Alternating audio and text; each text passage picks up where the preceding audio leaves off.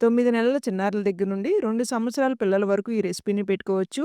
ఇడ్లీ పాత్రలో 250 ఎంఎల్ వరకు నీళ్లను పోసుకొని, ఇడ్లీ రేకుల్ని తడిపి, పీల్ చేసి కట్ చేసుకున్న కీరా దోస, హాఫ్ స్లైస్ యాపిల్‌ని స్టీమ్ చేసుకోవాలి. 10 నిమిషాల్లో కీరా దోస, యాపిల్ చక్కగా స్టీమ్ అయి ఉంటాయి.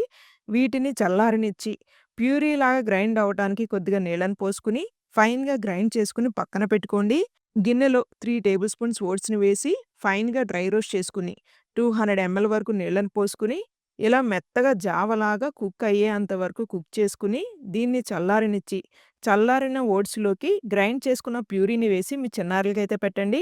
7థ్ మంత్ బేబీ దగ్గర నుండి 1 ½ ఇయర్ పిల్లల వరకు పెట్టుకోవచ్చు. నేను ఎప్పుడు త్వరగా తయారు చేసుకునే ఫుడ్ రెసిపీస్ వీడియోసే పోస్ట్ చేస్తూ ఉంటాను. పెట్టిన వీడియో పెట్టినట్టుగా మీకు కనపడాలి అంటే ఛానల్‌ని సబ్స్క్రైబ్ చేసుకోకుండా ఉన్నట్లయితే సబ్స్క్రైబ్ చేసుకోండి. పిల్లల కోసం ఇంకా మంచి మంచి healthy baby food recipes videos నా నుండి మీకు కావాలి అంటే వీడియోని లైక్ చేయండి. ఎక్కువ లైక్స్ వస్తే నేను మరికొన్ని హెల్తీ రెసిపీస్ వీడియోస్ అయితే నేను పోస్ట్ చేస్తాను పిల్లల కోసం. ఈ రెసిపీ కోసం గిన్నెలో 250 ఎంఎల్ వరకు నీళ్లను పోసుకొని 2-3 టేబుల్ స్పూన్స్ పీస్‌ని 5-7 మినిట్స్ పాటు ఉడకపెట్టుకోవాలి. ఇలా నొక్కి చూస్తే మెత్తగా చితికిపోవాలి. ఇలా అయినప్పుడు స్టవ్‌ని ఆఫ్ చేసి వీటిని చల్లారనిచ్చి ప్యూరీలాగా గ్రైండ్ చేసుకోవటానికి కొద్దిగా నీళ్లను పోసుకొని ఫైన్‌గా గ్రైండ్ చేసుకొని పక్కన పెట్టుకోండి.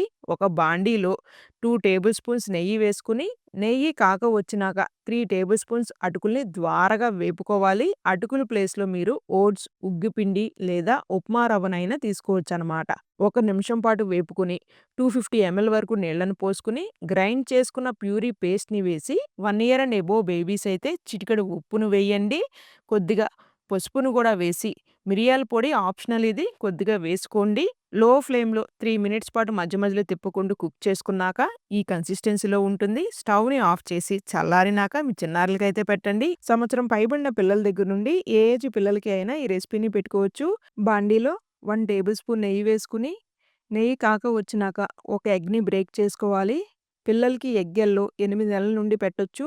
ఫుల్ ఎగ్ సంవత్సరం పిల్లల నుండి పెట్టొచ్చు. మీ పిల్లలకి సంవత్సరం వచ్చినా ఇంకా ఎగ్ ఇంట్రొడ్యూస్ చేయకపోతే మొదటగా ఎగ్ యెల్లో పెట్టి అది పడితే అప్పుడు ఫుల్ ఎగ్‌ని అయితే పెట్టండి.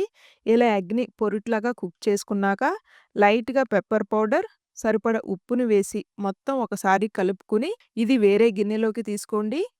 ఈ రెసిపీ స్టార్ట్ చేసే ముందే 3 టేబుల్ స్పూన్స్ అటుకుల్ని వాటర్‌లో నానబెట్టుకున్నాను.